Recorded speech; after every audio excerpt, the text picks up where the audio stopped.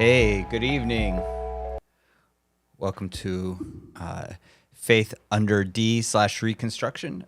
This is a time for you to be able to ask questions about faith, theology, particularly if you find yourself in a place or a space that is kind of deconstructing your own faith and what's going on. Many of us are at this point. Many of us have found ourselves on the outside looking in within Christendom and have come to the place where it's become easier to just to question what we believe and to wrestle with those things and hopefully land on something more meaningful than what maybe has been handed to us. That being said, I'm Don. Feel free to put any questions you have in the chat. One of the things that we ask is that you just put a Q and a colon beforehand, so that way it's a little bit easier for me to be able to find those questions in the chat.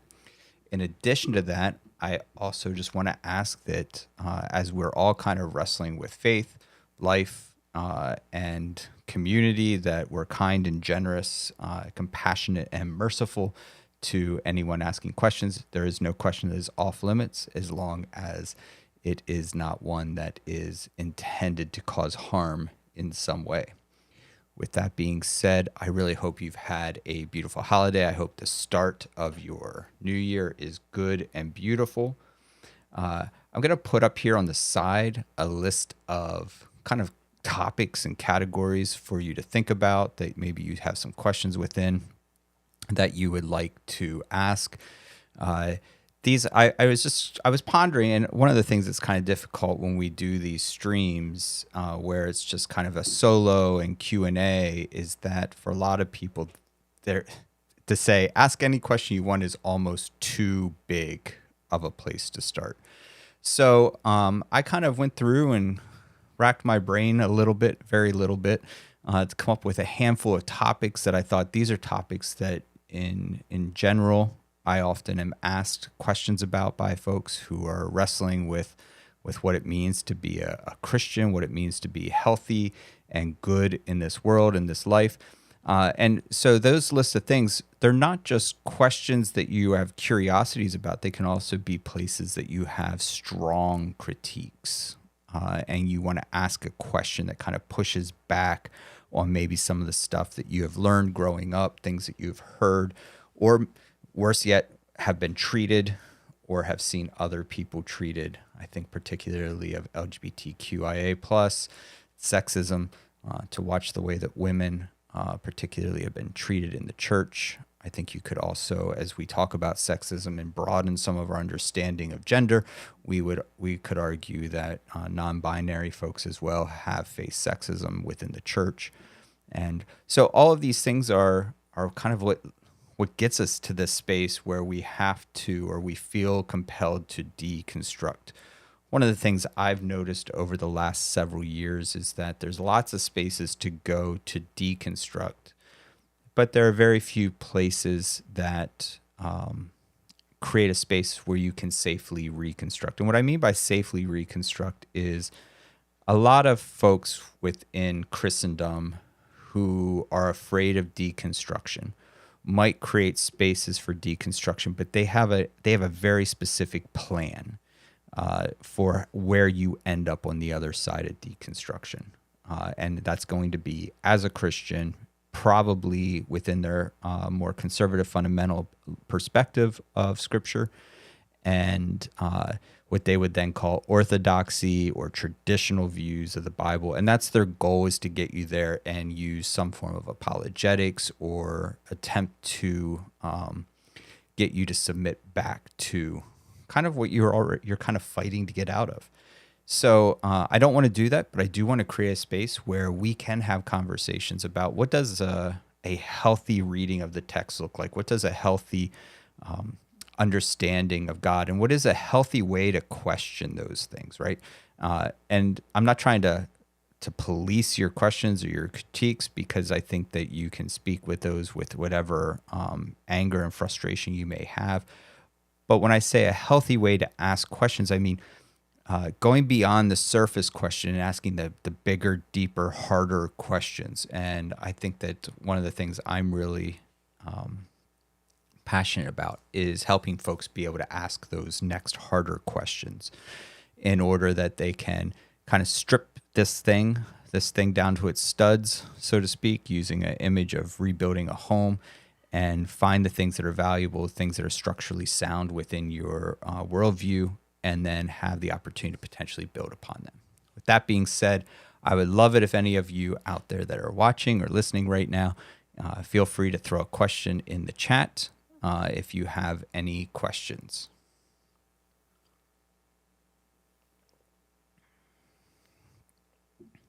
One of the things that we used to do a lot was we would roll this thing, we would spin this wheel, and the wheel would have questions. So I'm going to try and go away from that tonight and try a few different things if while we're waiting for people to put some questions in the chat, or if we are struggling to find any questions to build off of tonight. And part of the thing that I want to do is kind of try and stay within these categories when I'm offering a question or a topic to kind of launch off of. And then please, as I'm talking about any of these one things, if that creates something in your mind that you have questions about, or you would like to add into the discussion or push back on any ideas, feel free to add those in as well. So what I'm going to do is there's 11 topics there on the side. And so I am going to roll a die, and I'm going to roll a D12, which is a 12-sided die. And whichever of the 11 it lands on, I'll do something from that topic. If it lands on the 12, then that gives me the ability to choose the topic that I would like. Or if you want to put in the chat a topic you would like us to go to, if it's not rolled but a 12 is, I'd be happy to do that as well. So let me go ahead and get started. All right, so we rolled an 8, which is the church.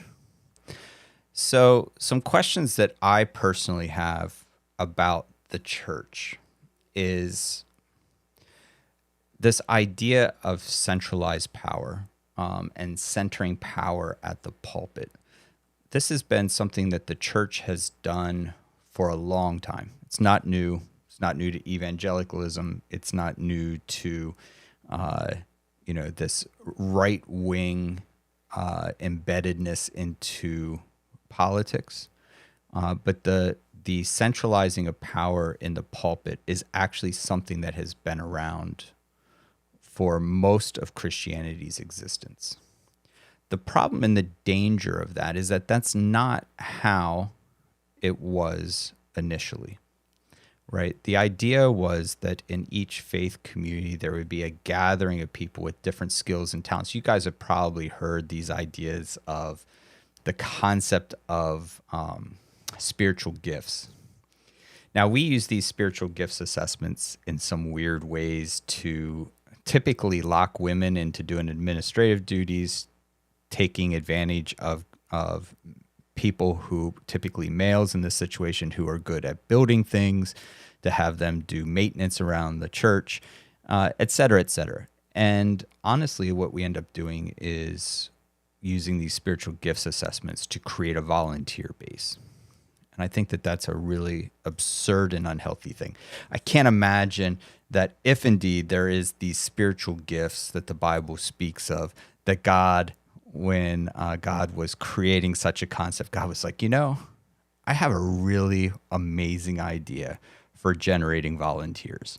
So here's what we're going to do. We're going to throw a couple passages in the text about spiritual gifts, and the church is going to be able to use that for millennia to drive people into doing volunteer things. I don't imagine that's what it was. Instead, I would argue that these ideas of the spiritual gifts were identifying people in the community that were passionate about serving God in unique ways, but also then giving boundaries and good litmus tests for determining whether or not someone had the skill set to do it well.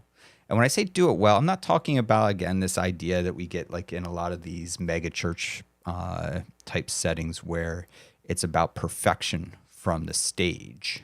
Like, I'm not talking about that type of doing it well.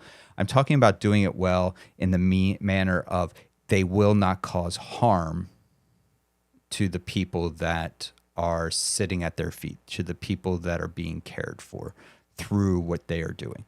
And that's what that litmus test is about. And so spiritual gifts, I would argue that we see like in the epistles particularly, are more about this idea of creating an environment where people could pursue what they're passionate about, do it in a manner that doesn't cause harm to anyone, and creates an environment that is safe for other people to come in, experience faith and God.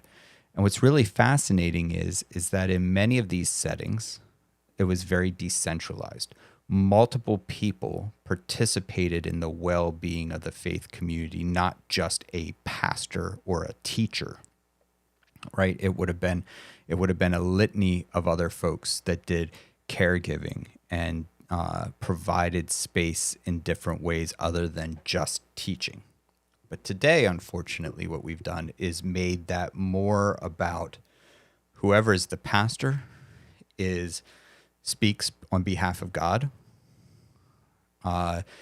tells people what God has in mind for them, is the interpreter of the text, is also the interpreter of culture in many ways, and determines whether or not the things in culture are good, bad, or indifferent. And they become this source of authority that I don't see having existed in a typical pastoral role in the ancient church. And that's a really big danger. And I think that's where a lot of the church has experienced a lot of harm. You listening might have experienced a lot of harm because someone behind a pulpit with power and authority demanded things of you, or maybe your parents, that your parents then put upon you, that that pastor declared or made a decree that this was of God, and so therefore this is how we are supposed to live and function. That is not the way this should work. The Bible should be interpreted in community. The Bible should be studied in community. The Bible should be discussed in community. The community has the authority to interpret the text. Leaving it to one person, that would have been a very unique setting. That would have been representative, more in the lines of, a person with authority, right? So that was actually I wouldn't call it a position or a role in ancient times, but very few people held a position of authority, had authority that was recognized by people around them as this thing that gave them permission to interpret the Bible in a certain way. Very few people had that. If you remember in the Gospels, Jesus is actually asked, who is it that gives you authority? And Jesus answers, John the Baptist, because John the Baptist also carried this thing of authority. And that was very rare for people to have authority. Yet, if you walk into any church on any street corner, the pastor there is going to speak as though they have that authority. And I would ask you to consider to be cautious of that. I'm not saying that any of those all those pastors are going to take advantage of it, that they're going to be malicious, that there will be harm, but that is such a rare thing to actually be an individual with authority when it comes to teaching, interpreting, and studying the text, that we should always approach a person, especially the more they try to create an environment that says it is my way or the highway. We need to be very, very concerned about that. That should cause us great distress. So if you have any questions about that, follow-up questions, I'd love for you to throw them in the chat. Put a Q and a colon after it so we can find it. I'll give you a moment if you want to do that. Take a sip of my water, and if not, I will roll the die and see what next topic comes up.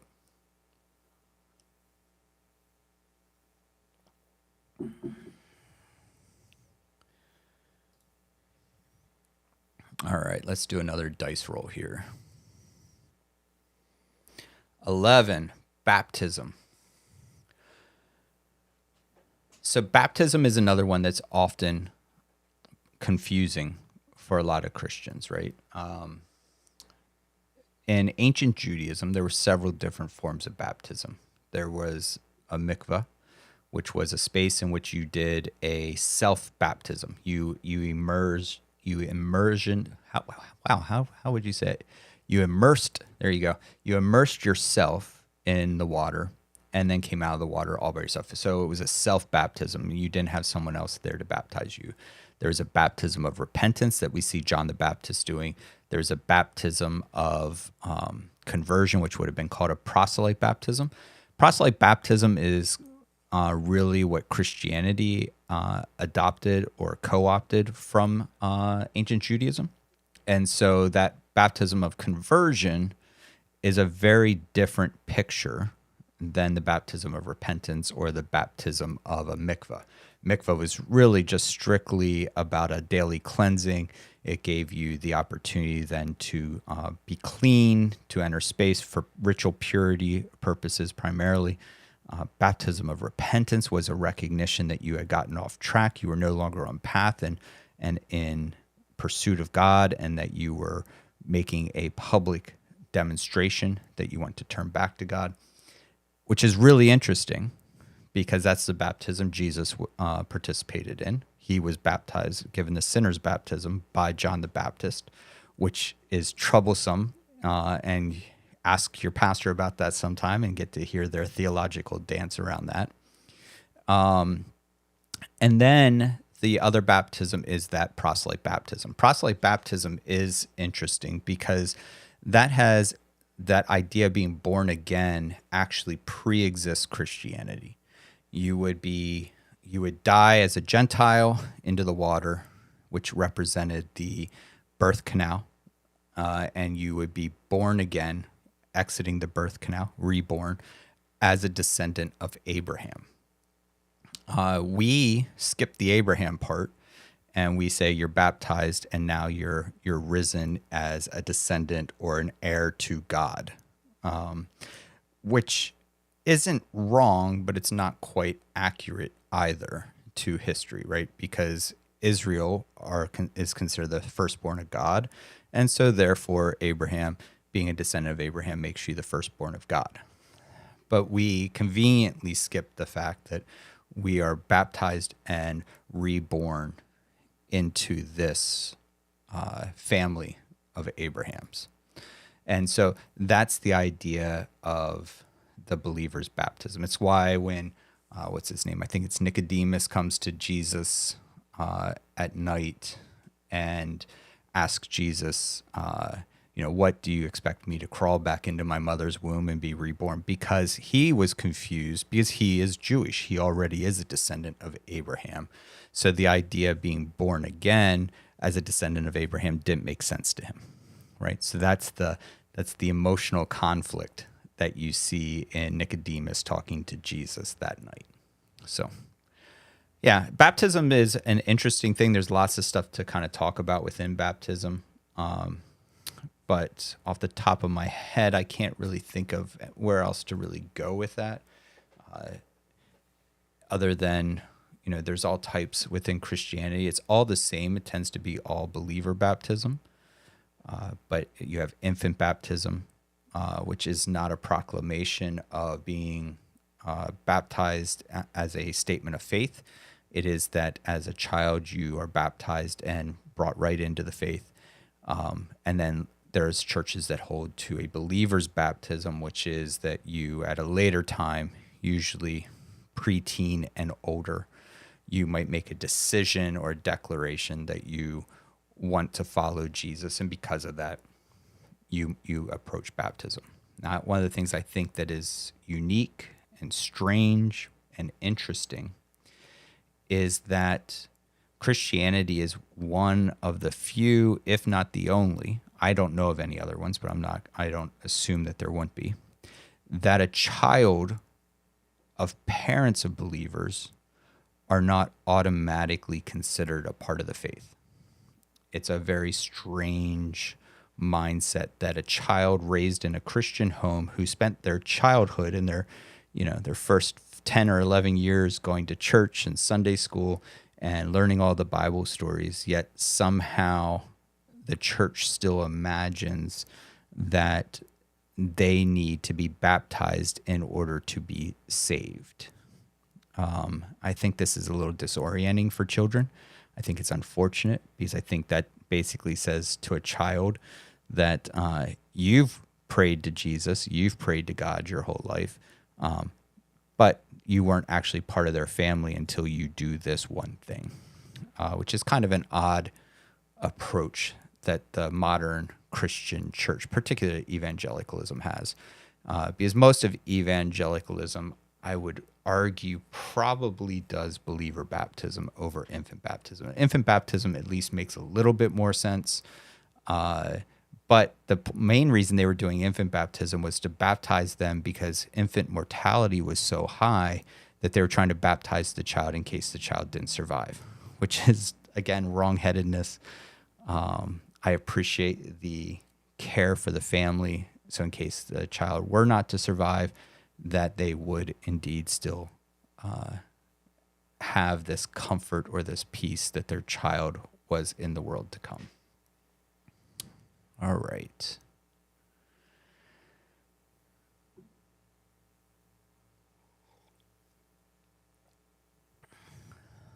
I'll do another dice roll here.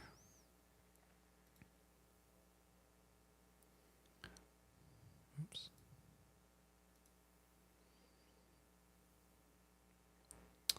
All right, 1.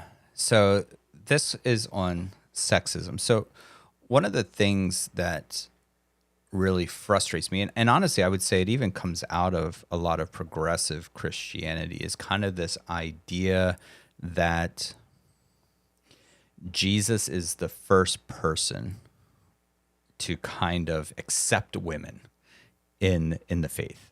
That prior to this, that women were treated as property and they weren't treated with honor. And this becomes a trope within the church. Now, the irony is the church for a long time maintained this mindset and maintained this horrible behavior. And if you have a question about that, I want to throw it in the chat. I'd be happy to talk about it. But really, the part to me that I think is interesting is that the Bible is filled with all these extraordinary stories of these women who have done beautiful, powerful, strong, led in courageous ways. So many things in the Bible are around women, around pregnancy, around mothering, right? Like actually weaning a child, caring for a child, all that stuff. That language is both about God and about the world, and places women in this much higher place than what many of us probably growing up in the church experienced or were taught, which is really a shame, because I would say that this picture for women was that they were helpmeet, right? That's that language from Genesis 2 and 3, right? That the woman is the helpmeet, but helpmeet really just means partner in meaningful ways, right? God is referred to as our helpmeet, right? That's, as far as I know, the only two places that really use that language are with Eve and then again with God. So unless God is subservient to males, which I know a lot of men who teach in a way that it might seem that way, it's just not accurate. If you're interested, we just did our podcast that came out this week is about Rebecca and Rebecca the Strong. And Rebecca, and it's such a good podcast. I really recommend go check it out. It's on Buzzsprout. You can see the link to that actually in the comments section. I think it's the last thing I posted.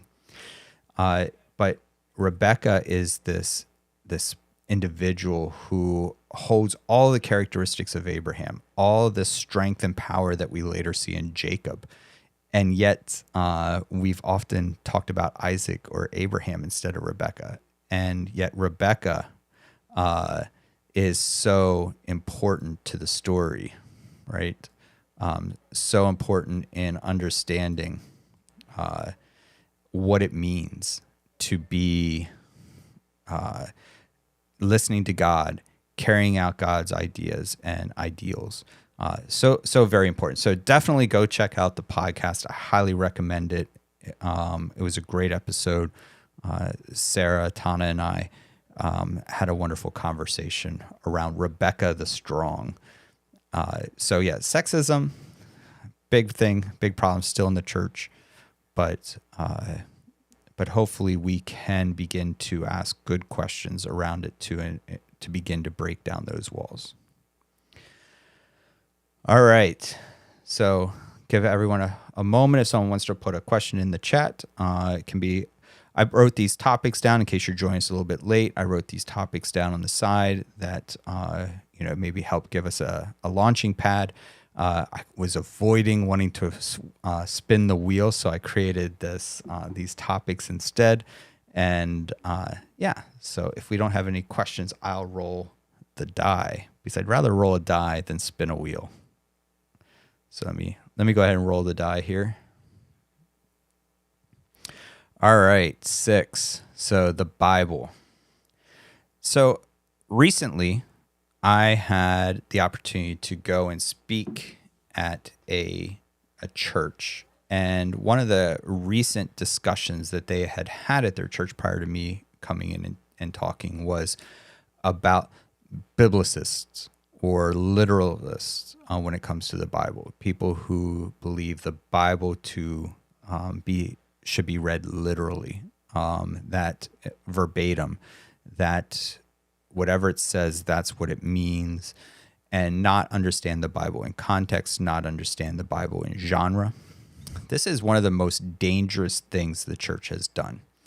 And in doing this, the church has allowed us to, even more so than usual, cherry pick passages, right? So if you know what I mean by cherry pick, it means you can just go in and pluck a Bible verse out of anywhere. And it doesn't matter where you take it from or what's going on, because if the Bible is to be taken literally, then that passage or that verse doesn't need context. Obviously, I believe it does.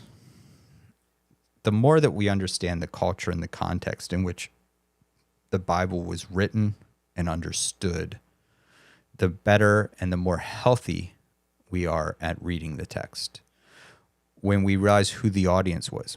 There's a quote by Bill Witherington III. There's a scholar's name for you. Ben Witherington III. Mr. Witherington, probably Dr. Witherington, said that a verse can never be interpreted in a way that the first listeners could have never heard it. Okay, so let me try and say it again. The Bible can never be interpreted in a way that the first listeners could never have heard it. And so if we're interpreting a passage in a manner that makes sense to our 21st century sensibilities, but would not make any sense to a first century person, then that is not how we should interpret it. And so this is a very meaningful thing. Will you be doing a Bible study? I have some exciting things that are coming up at the end of January that I can't wait to talk to you guys about. And it may or may not have to do with this question. So that being said, it's a solid talk to you at the end of January about what's going to happen with that. I'm very passionate about helping people understand the culture, the context in which the Bible was written, and reading it in a manner that is honoring to the people that it was written to, honoring to the people that wrote it, and honoring, I would argue, to the people it was written about. And I think that those things are important. There's another great statement. It's a quote of a rabbi. I most recently saw it again in David Gushie's book, After Evangelicalism. And I forget the name of the rabbi, but a rabbi said that if your interpretation of a text if you couldn't teach it to the children burning in the fire at Auschwitz, then it is not a good interpretation. And as dark and as solemn as that statement is, I also think it's just so amazingly profound. If when you read a passage, the way you interpret it could not be spoken to these children as they are burning in the fires of Auschwitz, then it's not from God. And I just think that that's a really powerful picture. So, all right.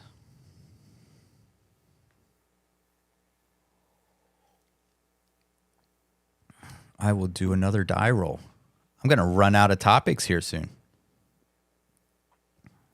That's right. There's so many things about each topic that we could discuss.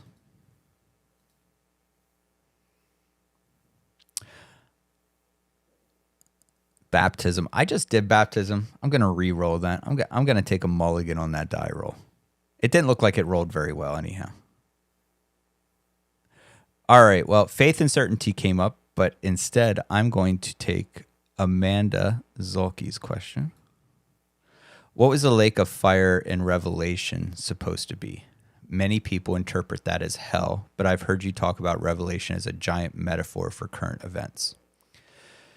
So let me give a little bit of background to what Amanda's alluding to. So in the book of Revelation, almost every city listed, right? The details around each city, that I think it's the 7 cities that John wrote these letters to.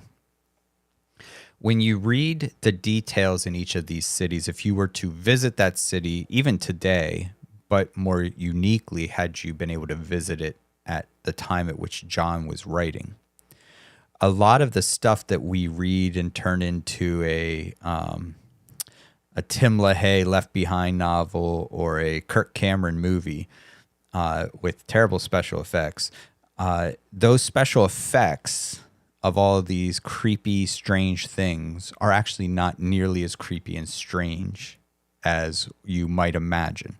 Instead, things such as eyes of fire in the distance. That's in a city where they had these refineries that they would have up on the hills, and the refineries would burn all night. And so at these refineries, it looked like eyes glowing in the dark. And so there's all of these moments in the book of Revelation that if you understood the setting of the city, you would discover that in a lot of ways, they're not anything scary, they're not anything supernatural, but instead they're actually things that were common and known, or were, I don't want to say jokes, but like shortcuts of things. Like, for instance, imagine you're from a city where the rivers caught on fire, right? That could be a way that if we were writing a Bible today, we might be like where even water lit on fire, right? But that city's Cleveland, Ohio. Cleveland, Ohio had rivers on fire, right?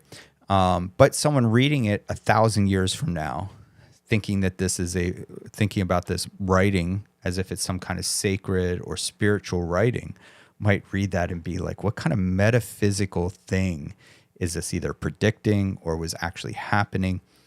When in reality, it might not be something that's common knowledge to everyone, but people around the state of Ohio know that rivers had once caught fire. Yes. So I think that that's significant. I think as far as the lake of fire, I don't know anything specific, Amanda, about the lake of fire, other than this idea that one of the mistakes that we have made in the church is always associating fire with like torture or harm as opposed to refining. So I talked about the refineries up on the hillside that would burn all night. And the goal of a refinery is to actually refine metals, get rid of the things in the metal that might make it weak, might make it brittle, make it impure. And so fire was a method by which you extracted that which weakened the thing. So this idea of being passed through fire. And so if this picture is that at this culmination of history, all the things that fractured the world, all the things that made the world brittle, all the things that reduced the purity and the strength and the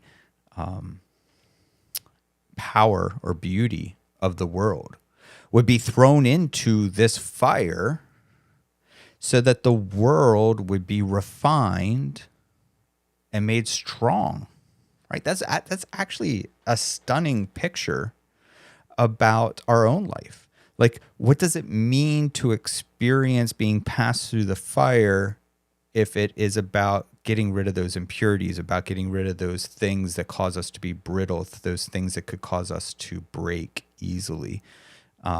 For most of us, we have sayings around this concept, right? The idea of what doesn't kill you will make you stronger, right? So in this moment that you're speaking about in the book of Revelation, it's this giant lake. So it is a part of the world in which all the impurities of the world will be passed through to get rid of that, which makes the world less pure, less good, less strong, more brittle.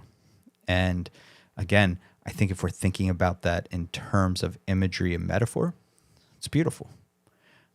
Instead, we've used it as a thing to create fear and to threaten people in. And by doing that, by creating fear and threatening people, we've used that as a way to keep people in line, keep people from being disobedient, again, to the person behind the pulpit more often than being disobedient to God.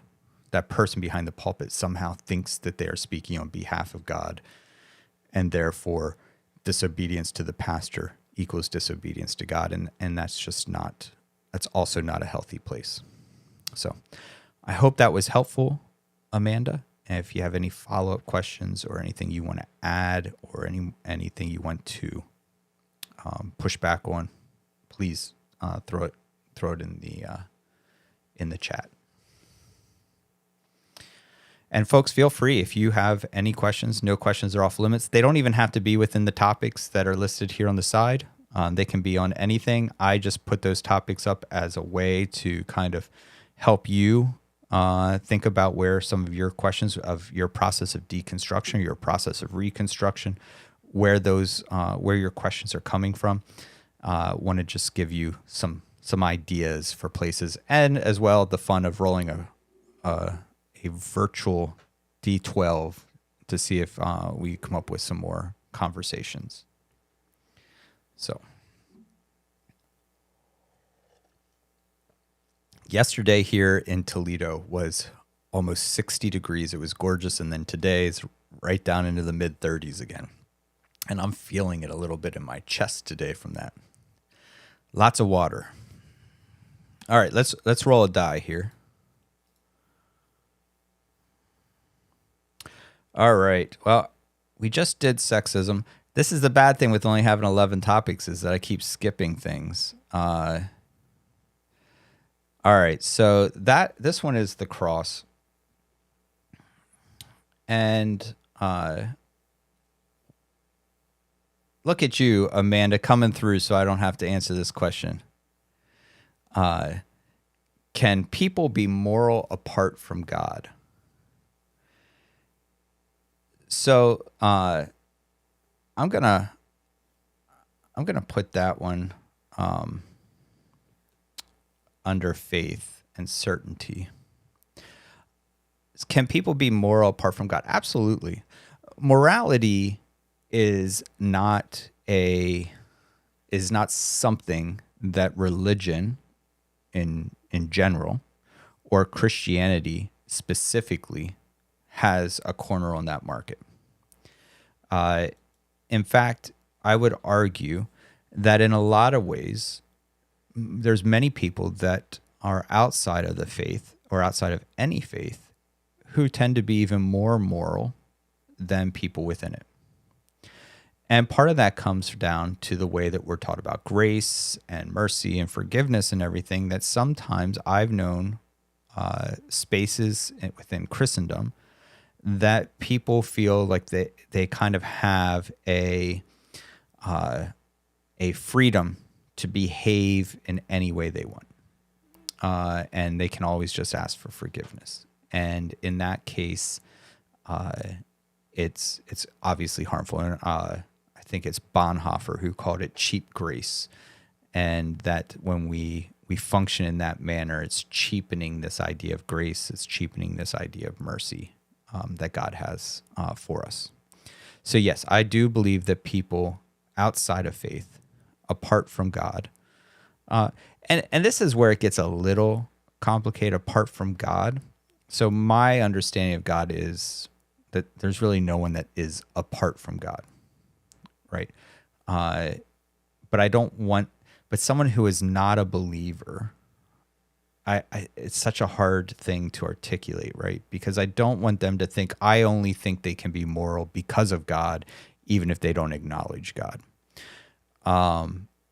But I also don't believe in a God that is stuck in a box. And so only if you believe in God do you get to experience God, or is God accessible, so to speak. So I hope that makes sense.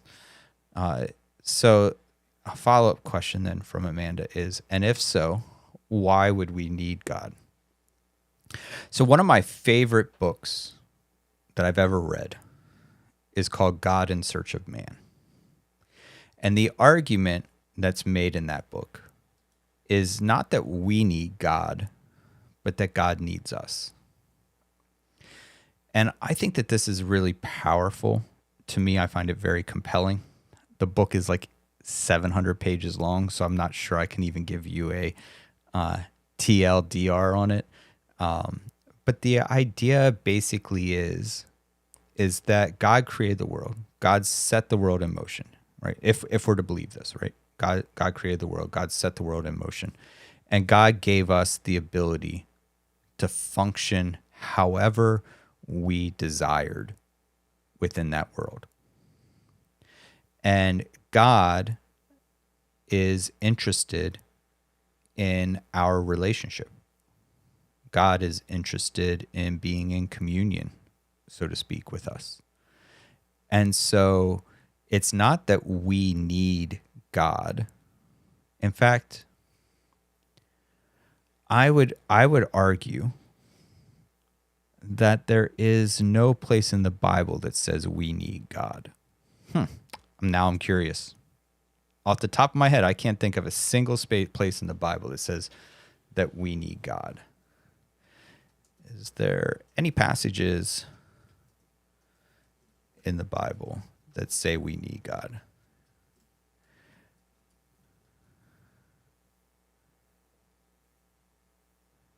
I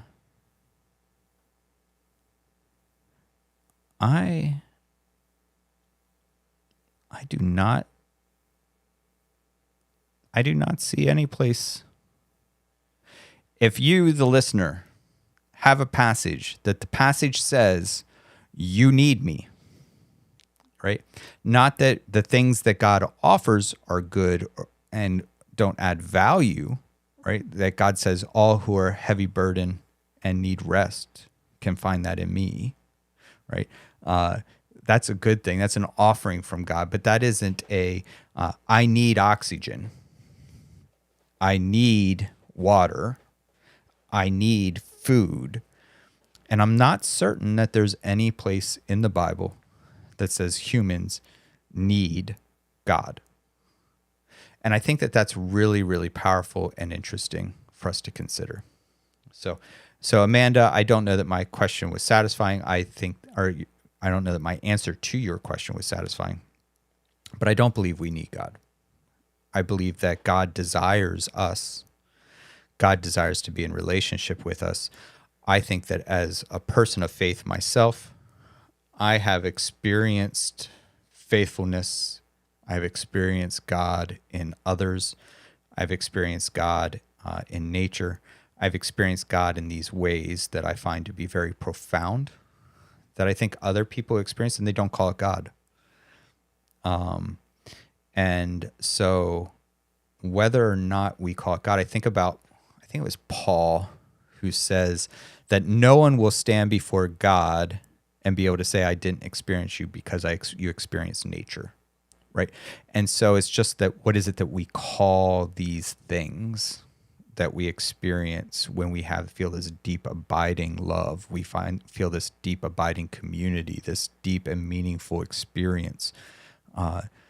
For many of us, we call that God. And for others, we call that the universe. For others, we call that the Great Spirit. We call that Mother Nature. Whatever it might be, we call it these types of things. But rather,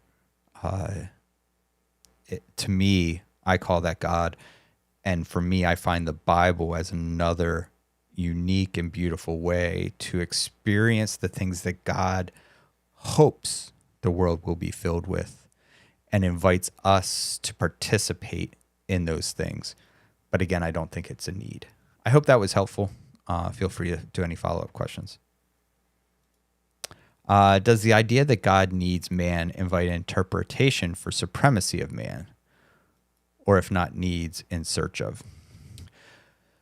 I think only man could think that makes us supreme. God could just create something else to fulfill that need, I would imagine.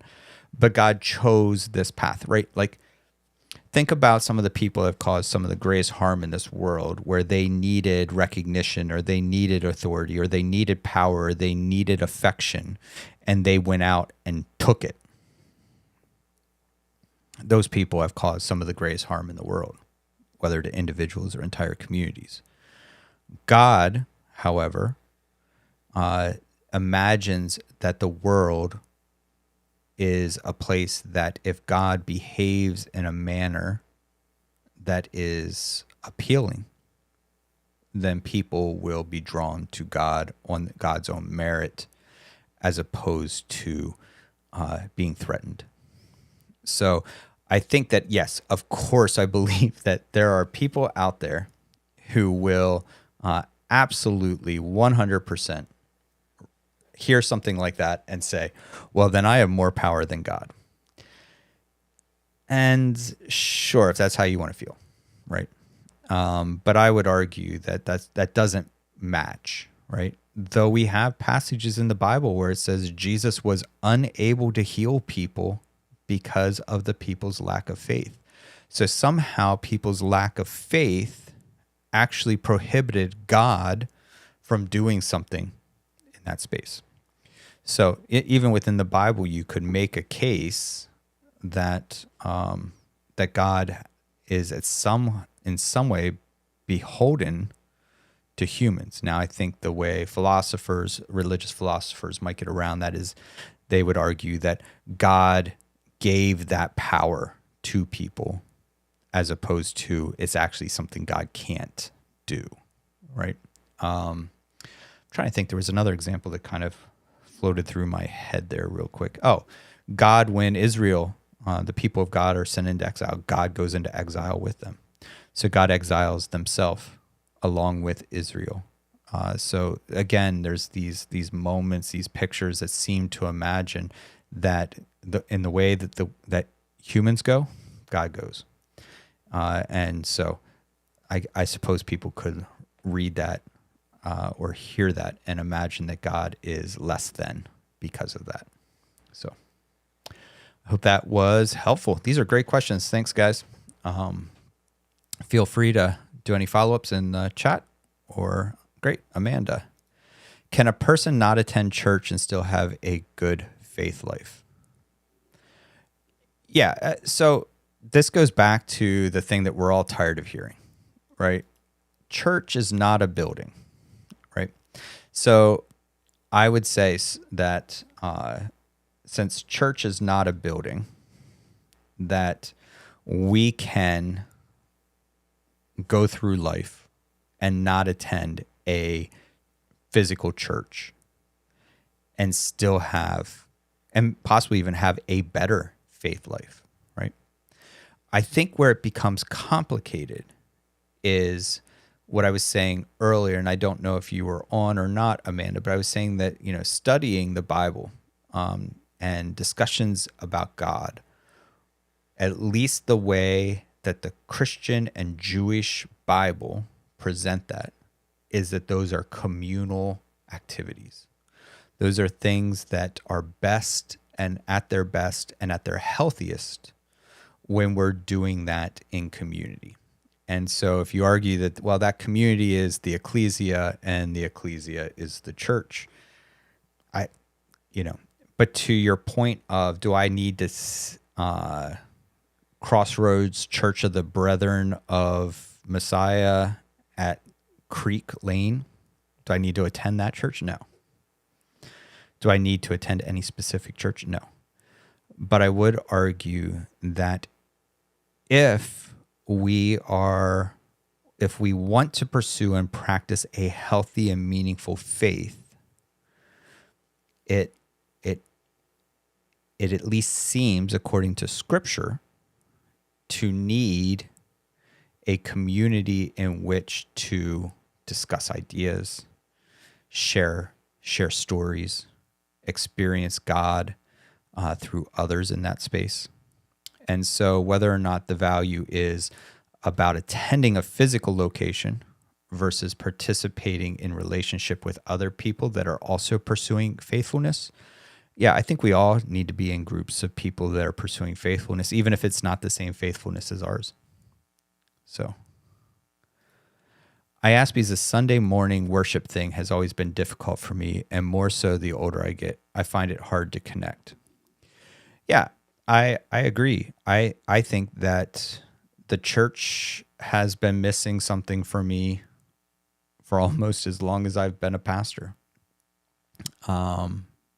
I find that my favorite moments in my church experience is that hold on one second. Let me turn off my notifications. Has been in those moments that people have shown up to study with me, to just read the Bible with me, not in a formal setting, but as in a, hey, I'm at a coffee shop, I'm reading, I'm hanging out. Does someone want to, if you have time and you're in the area, swing by, stop by, and join me?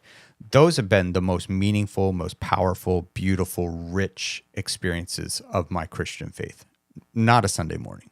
In fact, I don't know that I can point to too many Sunday mornings as being in the top 50 of my faith experiences.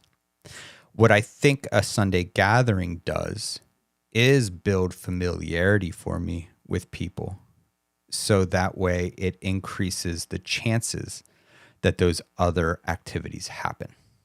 I don't know if that makes sense or not, right? But it's that, I hated school, but the number of people I met at school and built relationships with and friendships with actually was wonderful. But school itself, not that meaningful to me, right? So I don't, again, I apologize if that's not helpful. I think that we all need to be in spaces in which there is a community of similar-minded folks. And I try to not pick like-minded, but similar-minded, because the danger is also that if we leave the church or we leave a faith community, we'll find another space, but it'll just be one more of those echo chambers that social media helps us to end up in. Algorithms on Google, algorithms on Facebook, Twitter, Twitch, all those things.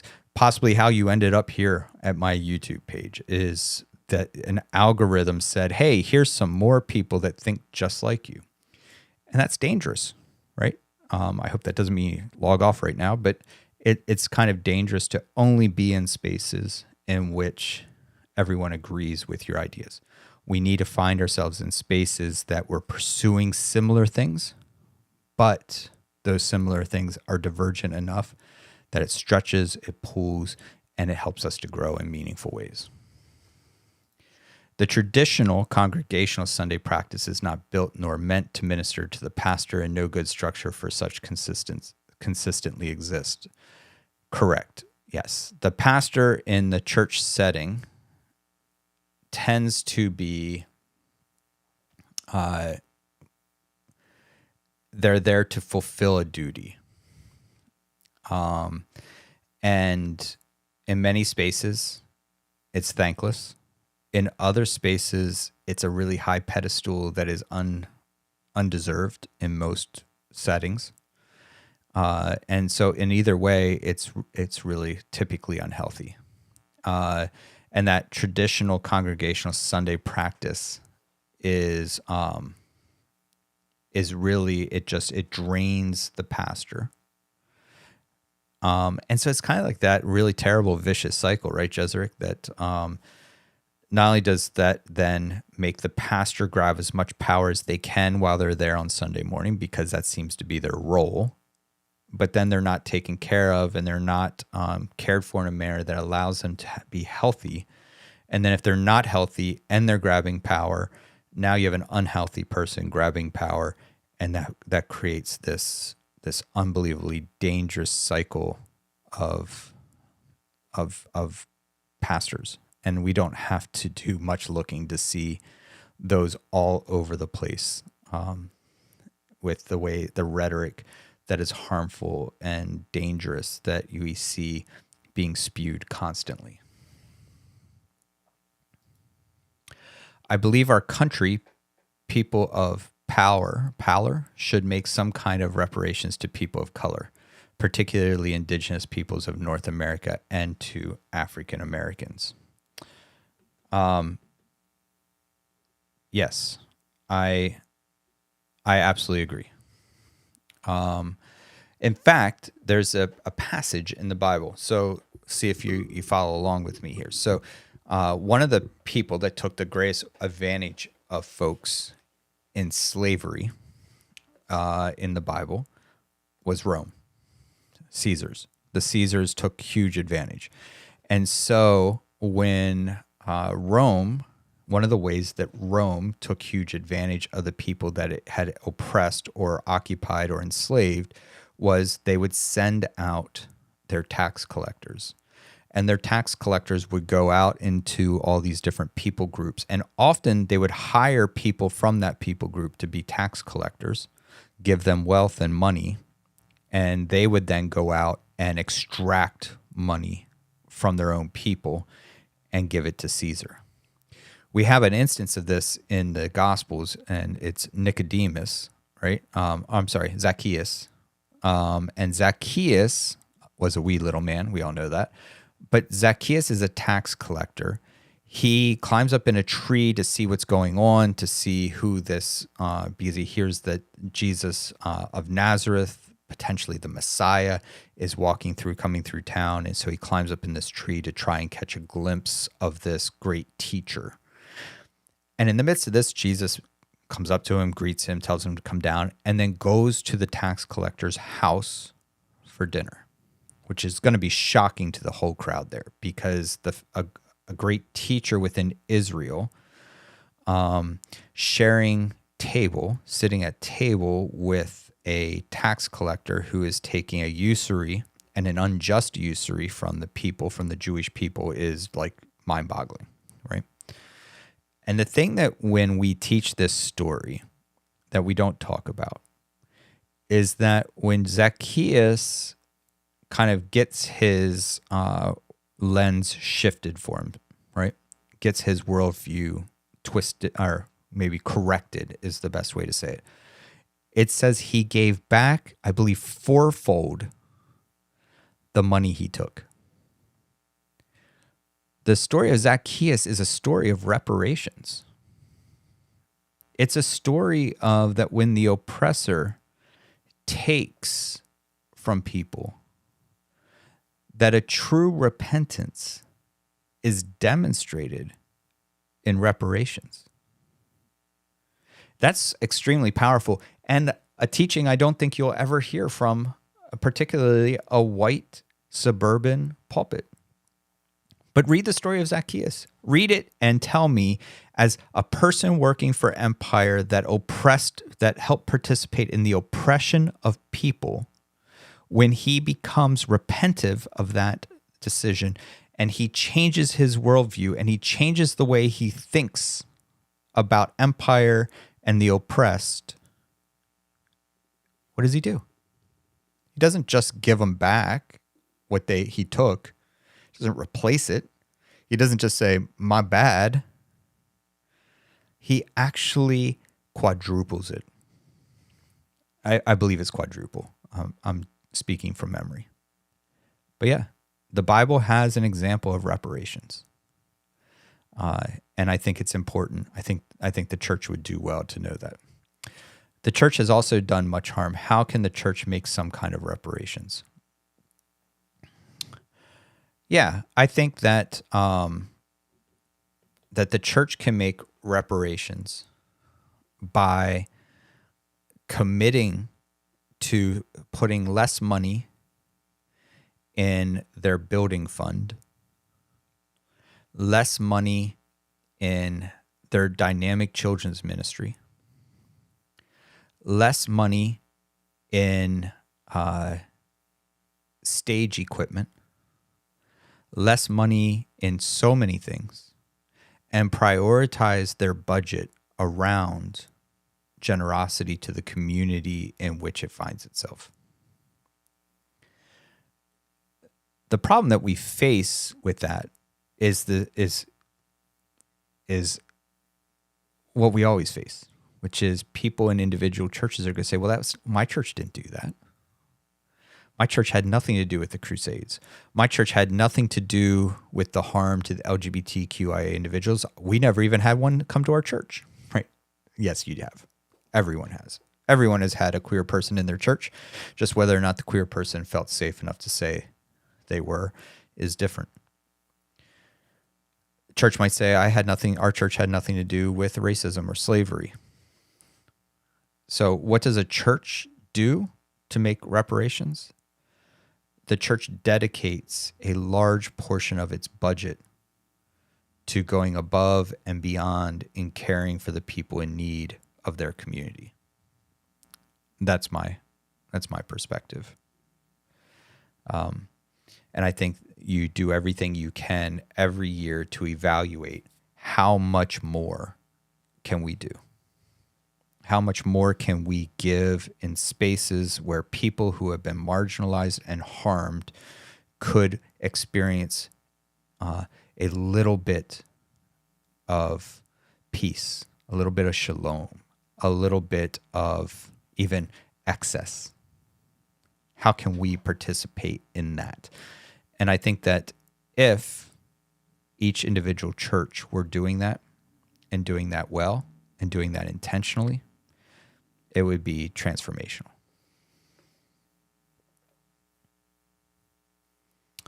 Great questions. Thank you. It's a couple minutes after 9. Probably have time for one or two more questions if anyone has any they'd like to throw in the chat.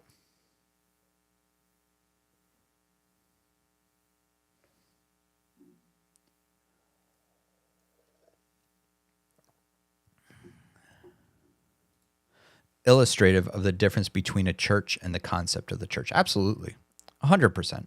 And this is the danger, right? Like we have created shortcuts for what makes a person a Christian, what makes a person a disciple, what makes a person not what makes a person. The third one is what makes a person a Christian, what makes a person a disciple, and I would say, and what makes a group of people a church. We've reduced that to a bare minimum in every case, right? To be a Christian, you just have to say a prayer. Don't have to behave a certain way. Don't have to treat others a certain way. Don't have to reflect God in a certain way within the world. Just say a prayer. You're a Christian. To be a disciple, you just have to attend a church or a Bible study, and you're a disciple. You don't have to learn everything that Jesus commanded. You don't have to become soaked in the dust of the rabbi. You don't have to give Jesus and the apostles, to be disciples, would have spent approximately 13 years with the rabbi, right? We don't do that at church. Disciple is, you first of all say the prayer, and then you attend a discipleship class for about 6 weeks. And you can even miss 2 or 3, it doesn't matter. And at the end, you'll be considered a disciple. And the church, to be considered a church, just has to have a pulpit in the middle, a cross on the wall, and someone telling you how disappointed God is in you. And there you go. And that's so far and a tragedy, because what the Bible calls us to be as humans is so good and beautiful and rich and meaningful. And we've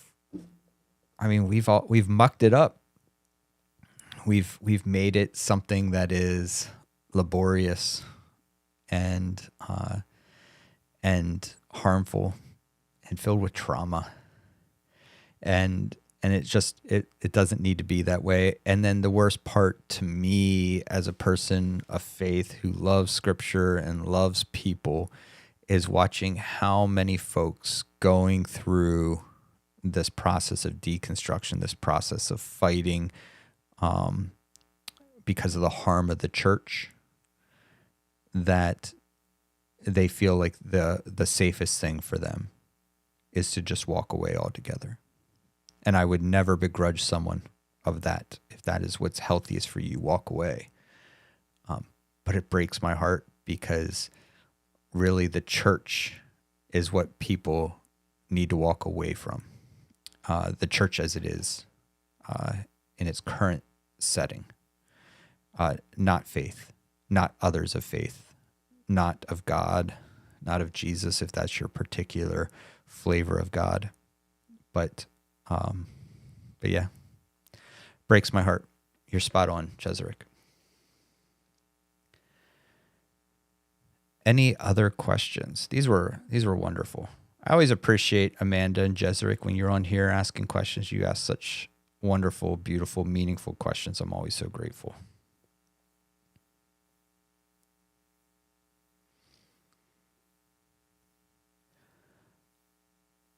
All right.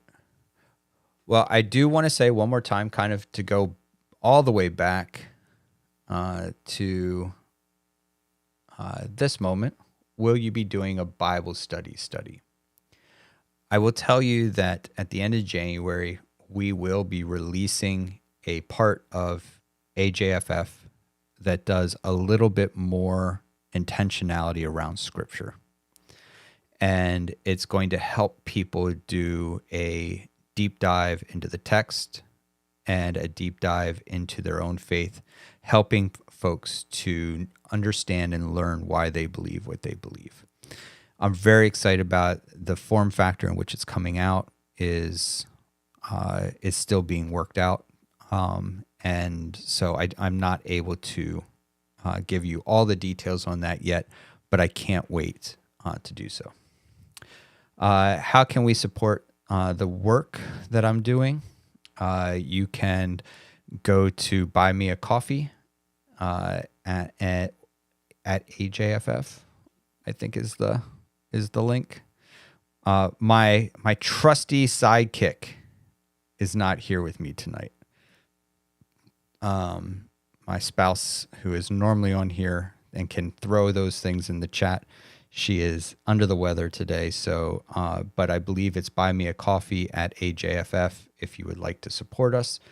And then the other thing is just share our videos, share the conversation, invite people to come and be a part of these conversations. The more people's voices around the table, the more we can do to care for people, especially those who find themselves frustrated, angry, hurt, and don't have a safe place to land to wrestle with their questions and to be taken serious when they ask questions about what they were taught. What textual validation, if any, is there for getting it right when engaging with God? Well, hold on, Jezreel. I'll come back to you. This is more important. I'll just send you a Cavs shirt. You know, the way to my heart is always through a Cleveland Cavalier paraphernalia. What textual validation, if any, is there for getting it right when engaging with God? I would say nothing's too strong. I'm sure people could pull up passages to proof text me to death on that. I would say nothing in context that implies that we need to have a clear idea to the penny when it comes to God. In fact, that's absurd because the Bible itself says the ways of God are beyond us. So we can't get it right. It's clear. The Bible has made it clear that there is no getting it right with God.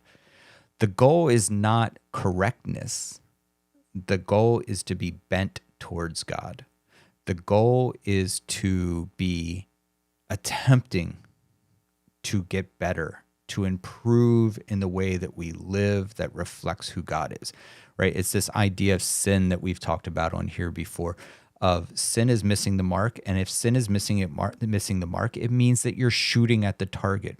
The goal of our life is to get better at shooting at that target. It's not about perfection. It never has been about perfection. In fact, again, another place in the text says, I didn't desire perfect sacrifices. I desired your heart. So the idea of getting it right is spoken against over and over and over again. In fact, I think it would argue that to even make that the goal is to actually limit the possibilities that exist with God. And I know that seems so counter to the way that most of us were raised to think about our faith journey. And that breaks my heart again. Y'all keep breaking my heart. Stop it. But it's important for us to realize this idea of perfection is Platonism, that there's a perfect form for us to be chasing and that God has created this perfect form of us, and our role is to strive to become that perfect form. No, that's not what the text says. The text does not hold that view. The text instead holds the view that we are to be striving day in and day out to do the right thing for our neighbor and towards God. And we're supposed to keep trying to improve on that. The question was spawned by thinking on the divisions within the church which have come from minutiae divides of 100%. And this is where, number 2 there on my topics list is doctrine. And that is to the point, the problem with doctrine.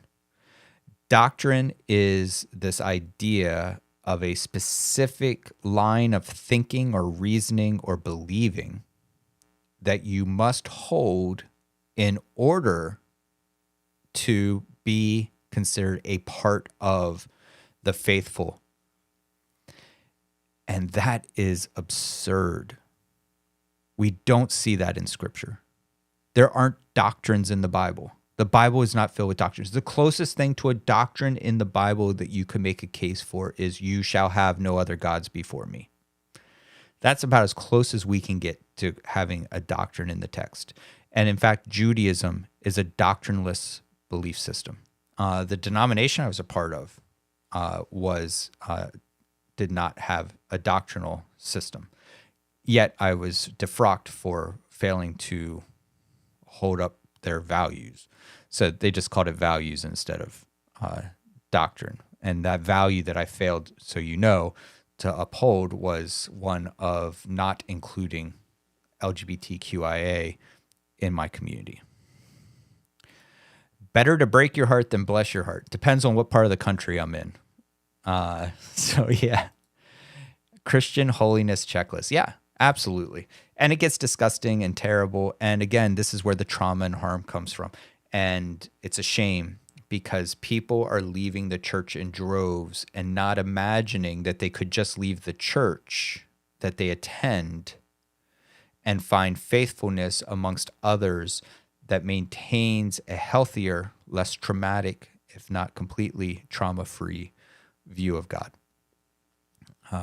But most of us were taught that if you even question it or you even question the Bible, then you don't believe any of it. And so we believe that, we take that to heart, and so we walk away from everything because we don't believe what we were taught. And let me tell you, question everything you're taught, whether it's on this show or in your church. Question it all. Wrestle with it. Feel free to ask your pastor questions. That'll tell you very quickly where your church is at, where your pastor is at in this whole thing, is whether or not you have the freedom to ask questions about important topics. All right, friends, I am so grateful for your time tonight. I'm so grateful that you all attended, came here, and hung out with me. Let me know what you think about the topics thing on the side, whether that's something we'll keep doing, and whether or not you like this. I mean, come on, this is the coolest thing ever, right? I mean, who does not like a good die roll? So anyhow, that being said, really appreciate you guys, and I hope you have a beautiful weekend.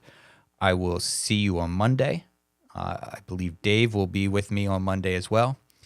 We might do something similar with these topics. Last Monday, we talked about Andrew Tate and the toxic masculinity around that, though I believe we had some streaming issues, so I don't know.